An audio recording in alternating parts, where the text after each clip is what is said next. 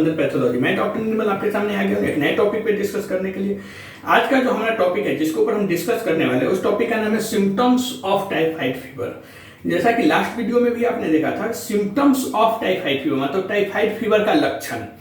तो last video में हमने सिर्फ जो स्टेज पढ़ा रहे थे, लक्षण में जो स्टेज पढ़ा रहे थे वह हम सिर्फ 1 और 2 स्टेज को कवर किए थे। 3rd and 4th स्टेज जो था वह बाकी रह गया था। तो आज हम symptoms of typhoid fever part 2 बनाने वाले हैं और जिसमें बाकी रह गया वो जो लक्षण है, स्टेज 3 में क्या लक्षण होता है, स्टेज 4 में क्या लक्षण होता है टाइफाइड फीवर का, उस सब के ऊपर डिस्कस करने वाले हैं।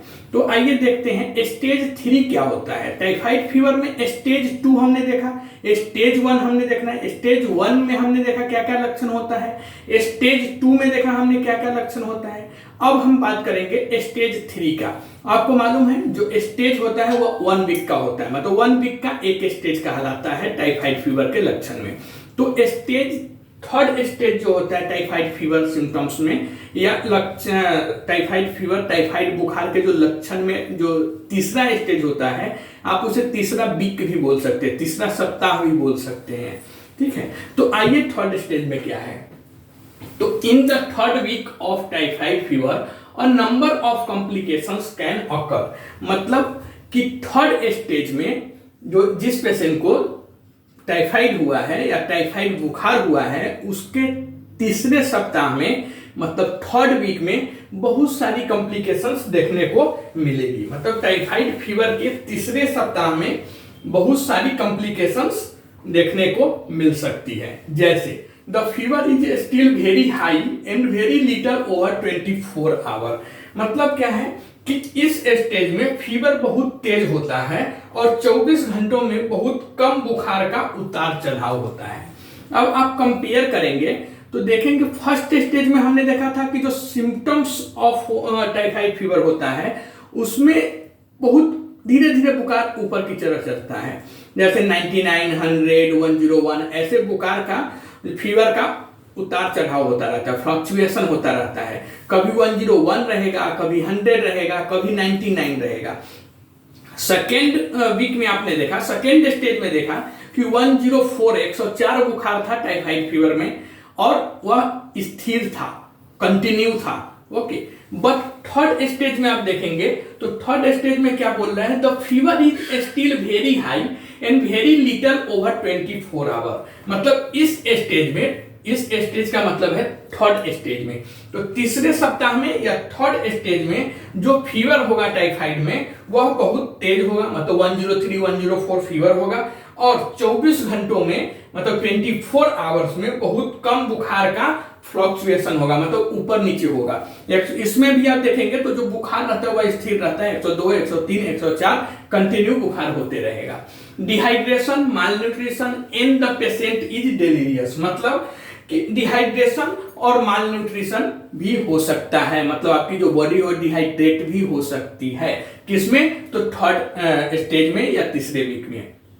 A third of affected people develop a rash on the trunk, मतलब क्या है कि 1/3 लोगों में, 1/3 का मतलब है 3 में से 1, ठीक है, 3 पेशेंट्स जिसको टाइफाइड हुआ है उसमें से किसी एक पेशेंट में आपको देखने को मिल जाएगा कि 1/3 of affected people develop a rash on the trunk, मतलब 1/3 लोगों में पेट के आसपास रैशेस हो जाएंगे, मतलब पिंक कलर का या लाल दाग धब्बे भी हो सकते हैं।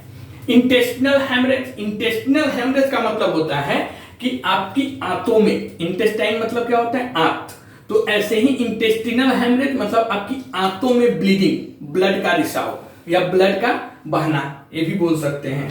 तो इंटेस्टिनल ब्लीडिंग होगा, मतलब intestinal haemorrhage, this can be very serious but is usually not fatal, मतलब जो इंटेस्टिनल ब्लीडिंग होगा मतलब आपके इंटेस्टाइन में ब्लीडिंग होने लगता है और जब इंटेस्टाइन में ब्लीडिंग होने लगता है तो यह केस सीरियस बन जाता है, ठीक है। और यह जो केस होता है इंटेस्टिनल ब्लीडिंग का, यह केस बहुत सीरियस होता है।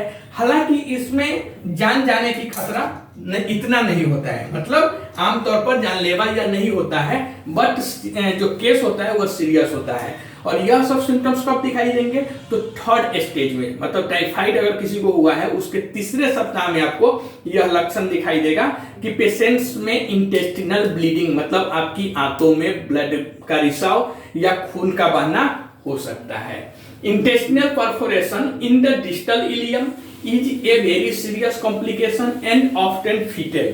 मतलब क्या है कि डिस्टल इलियम, अच्छा यह डिस्टल इलियम क्या है? तो जब हम स्मॉल इंटेस्टाइन पढ़ा रहे थे या इंटेस्टाइन पढ़ा रहे थे तो उसमें ऑलरेडी डिस्टल इलियम क्या होता है इसके बारे में हमने डिस्कस कर लिया है।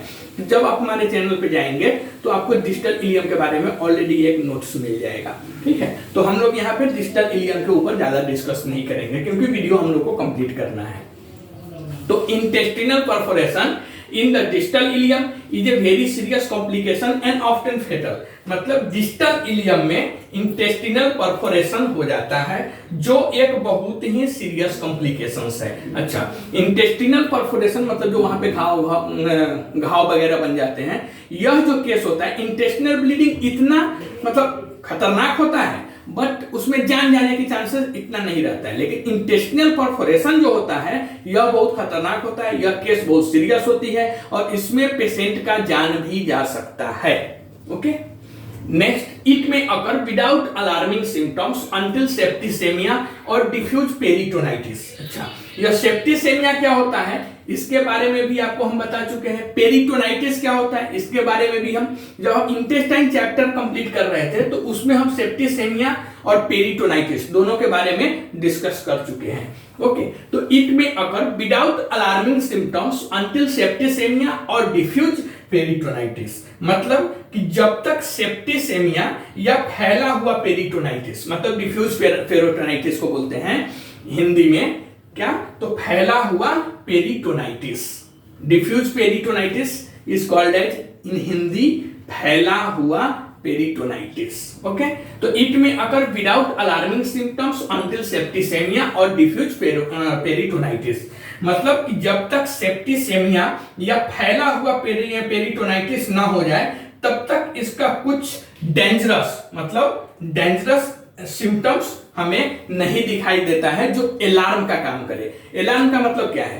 तो अलार्म देखिए, जैसे हम 4 बजे सुबह का अलार्म लगाते हैं तो हम इसके लिए लगाते हैं कि 5 बजे हमें कहीं जाना है या फिर हमें 4:30 बजे जाना है। तो वह क्या करता है, हमें सेफ्टी के लिए, हमें लेट ना हो, जल्दी टाइम पे पहुंच जाए, इसके लिए हमें वह अलार्म बज के 4 बजे जगा देता है। लेकिन यहाँ पे क्या होता है कि सेप्टिसेमिया या पेरिटोनाइटिस टाइफाइड फीवर में जब तक फैल नहीं जाता है तब तक यह इसका कुछ भी सिम्टम्स एज ए अलार्म जो हमें पहले ही सूचित करे कि पेशेंट को पेरिटोनाइटिस या सेप्टिसेमिया होने वाला है, ऐसा कुछ डेंजरस लक्षण दिखाई पेशेंट्स में नहीं देता है कि जब तक सेप्टिसेमिया या जो पेरिटोनाइटिस वो फैल न जाए।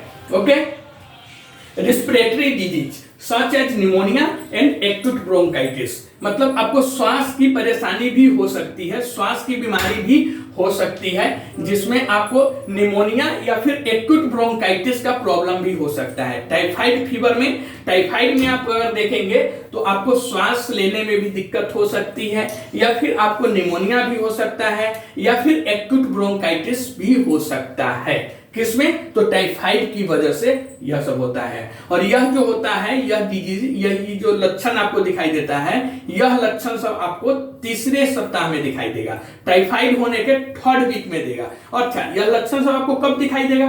तो यह लक्षण सब आपको तब दिखाई देगा जब आप टाइफाइड को ठीक नहीं कर रहे हैं, ट्रीटमेंट नहीं कर रहे हैं। अगर किसी पेशेंट को टाइफाइड हुआ है और उसको हम ऐसे ही छोड़ दे, उसको इलाज न करें, तब आपको यह लक्षण सब दिखाई देगा। लेकिन आजकल क्या है कि जैसे ही फीवर आया वैसे हम डॉक्टर के पास चले जाते हैं। मतलब अच्छी बात है कि अवेयरनेस बढ़ी है, तो डॉक्टर क्या करते हैं, टाइफाइड को मोस्टली 1st या 2nd स्टेज में ही ठीक कर देते हैं। 3rd स्टेज तक पेशेंट जा नहीं पाता है। अगर कोई पेशेंट है जिसको कुछ मालूम नहीं है या फिर जो हेल्थ पे बिल्कुल भी ध्यान नहीं दे रहा है, तो आजकल भी बहुत ऐसे पेशेंट्स हैं जो स्टेज 4 स्टेज 3 में जाते हैं, बट मोस्टली 1-2 में ही पेशेंट्स कवर हो जाते हैं। 3 केसेस बहुत कम देखने को मिलता है। तो टाइफाइड में आपको सांस लेने में भी परेशानी हो सकती है, ब्रोंकाइटिस भी हो सकता है, निमोनिया भी हो सकता है, इंसेफ्लाइटिस भी हो सकता है जिसे हम माथे मतलब ब्रेन का इंफेक्शन बोलते हैं, वह इंसेफ्लाइटिस भी हो सकता है। अच्छा, टाइफाइड की वजह से पेशेंट थोड़ा मेंटली डिस्टर्ब भी हो जाता है, मतलब आपकी दिमाग की जो हरकत रहेगी वो थोड़ा चेंजेस हो जाएंगे, जिसको हम न्यूरोसाइकेट्रिक सिम्टम्स बोलते हैं। न्यूरोसाइकेट्रिक सिम्टम्स में क्या होता है कि न्यूरोसाइकेट्रिक सिम्टम्स में आप देखेंगे टाइफाइड फीवर के थर्ड स्टेज में जाने के बाद जो लक्षण होते हैं वह न्यूरोसाइकेट्रिक सिम्टम्स भी पेशेंट्स में दिखाई देता है। न्यूरोसाइकेट्रिक सिम्टम्स मतलब जिस पेशेंट को न्यूरोसाइकेट्रिक लक्षण अगर दिखाई देगा तो उसको आप देखेंगे बिना मतलब के बरबराना, वो अपने आप कुछ ना कुछ बरबर बरबर, खूब जोर जोर से हल्ला नहीं करेगा बट वह धीरे धीरे बरबराता रहेगा, क्या बोलेगा नहीं बोलेगा वो नहीं। और दूसरा, जिस बेड पे वो सोया हुआ है या बैठा हुआ है उसी बेड का जो बेडशीट है, चादर है, उसको नोचेगा, कपड़ा को नोचेगा, कपड़ा को फाड़ेगा।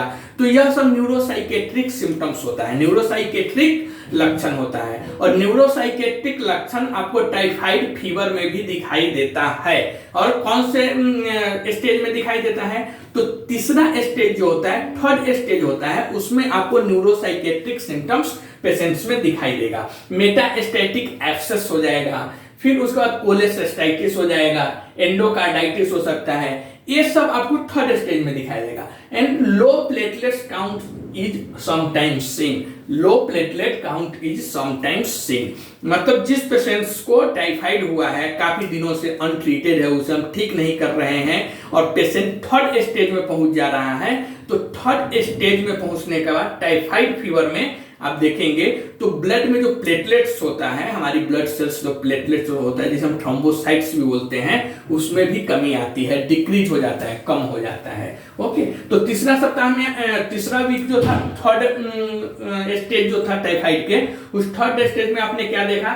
तो थर्ड स्टेज में आपने देखा कि बहुत सारी कॉम्प्लिकेशन होता है, जैसे आपकी फीवर हाई रहेगी, 103, 104 ऐसा रहेगा, फिर आपकी बॉडी डिहाइड्रेट हो जाएगी जिसे हम डिहाइड्रेशन बोलते हैं, माल न्यूट्रिशन भी हो सकता है, आपके पेट पर लाल या गुलाबी पिंक कलर के, रोज पिंक दाग धब्बे हो सकते हैं। फिर उसके बाद आप देखेंगे तो पेशेंट्स में इंटेस्टिनल हेमरेज, आंतों में ब्लीडिंग हो सकती है, इंटेस्टिनल हेमरेज जिसे बोलते हैं, इंटेस्टिनल परफोरेशन भी हो सकता है, यह काफी सीरियस केस होता है, इसमें पेशेंट की जान भी जा सकती है। उसके बाद आप देखेंगे कि जो ये सेप्टिसेमिया होता है, पेरिटोनाइटिस होता है, यह बिना किसी अलार्म के, बिना किसी डेंजरस सिम्टम्स के, डेंजरस लक्षण के आपके बॉडी में दिखाई दे सकता है टाइफाइड फीवर में। इंसेफ्लाइटिस हो सकता है, ब्रोंकाइटिस हो सकता है, निमोनिया हो सकता है, श्वास लेने में परेशानी आ सकती है, न्यूरोसाइकेट्रिक प्रॉब्लम हो सकता है, न्यूरोसाइकेट्रिक सिम्टम्स मतलब बरबराना, कपड़ा नोचना, ये सब आपको लक्षण दिखाई देगा। मेटास्टैटिक एब्सेस हो सकता है, कोलेसिस्टाइटिस, एंडोकार्डाइटिस हो सकता है, लो प्लेटलेट काउंट मतलब आपकी जो ब्लड प्लेटलेट्स है वह प्लेटलेट काफी कम हो सकता है। और यह सब आपको तीसरा सप्ताह में, थर्ड वीक जो रहेगा टाइफाइड फीवर की, उसमें आपको दिखाई देगा। टाइफाइड फीवर मतलब अगर हम उसको ट्रीट नहीं कर रहे हैं, इलाज नहीं कर रहे हैं, उसके तीसरे सप्ताह में इलाज करेंगे तब तो फर्स्ट स्टेज सेकंड स्टेज में ठीक हो जाएगा, लेकिन अगर हम टाइफाइड का इलाज नहीं किए तब यह प्रॉब्लम आपको दिखाई देगा। अब हम बात करेंगे फोर्थ स्टेज। एक्चुअली देखिए कहीं कहीं पे सिर्फ थर्ड स्टेज तक ही मेंशन किया हुआ है, बट आप किसी अदर बुक में जाएंगे तो बहुत सारे बुक में आपको फोर्थ स्टेज में मिल जाएंगे। हालांकि आप एग्जाम में थर्ड स्टेज पे कहीं कंप्लीट कर देंगे नोट्स को तो कोई दिक्कत नहीं है, चल जाता है, लेकिन फोर्थ स्टेज भी है। फोर्थ स्टेज एक्चुअली क्या है? तो फोर्थ स्टेज में पेशेंट ठीक हो जाता है, उसे हम फोर्थ स्टेज बोलते हैं। जैसे in the fourth stage, stage 4 is when most people begins to recover. मतलब क्या है कि फोर्थ स्टेज में मोस्टली जो लोगों हैं, मोस्टली जो पेशेंट्स हैं, वह स्टेज 4 वह समय है जब ज्यादातर लोग ठीक होने लगते हैं। थर्ड में देखा आपने सबसे ज्यादा डेंजरस सिम्टम्स हमें दिखाई दिया, डेंजरस लक्षण टाइफाइड फीवर में दिखाई दिया। लेकिन जो स्टेज 4 है तो स्टेज 4 में ज्यादातर लोग ठीक होने लगते हैं। High fever begins to come down, जो तेज बुखार था वह तेज बुखार धीरे धीरे कम होने लगता है। और S typhi can live in gall bladder without causing symptoms, which means you may still be contagious even after you feel better. मतलब कि एस टाइफी बैक्टीरिया, अच्छा आप तो जानते ही हैं, अब तो आप जान गए रहेंगे कि टाइफाइड होता किससे है, तो टाइफाइड एस टाइफी बैक्टीरिया से होता है। तो जो एस टाइफी बैक्टीरिया है वह सल्मोनेला टाइफी समझिए, तो सल्मोनेला टाइफी जो बैक्टीरिया है वह salmonella typhi bacteria gall bladder में बिना कोई लक्षण पैदा किए रह सकता है ठीक होने के बाद भी, मतलब जिसका मतलब है कि आप बेहतर महसूस करने के बाद भी संक्रामक है, संक्रामक मतलब इन्फेक्टेड है। ओके, तो यह स्टेज 4 होता है। अब आप कमेंट के थ्रू बताइए कि आपको सबसे डेंजरस स्टेज कौन सा आपने देखा, स्टेज 1, स्टेज 2, स्टेज 3 या स्टेज 4। इस चारों स्टेज में से सबसे डेंजरस आपको कौन सा स्टेज लगा?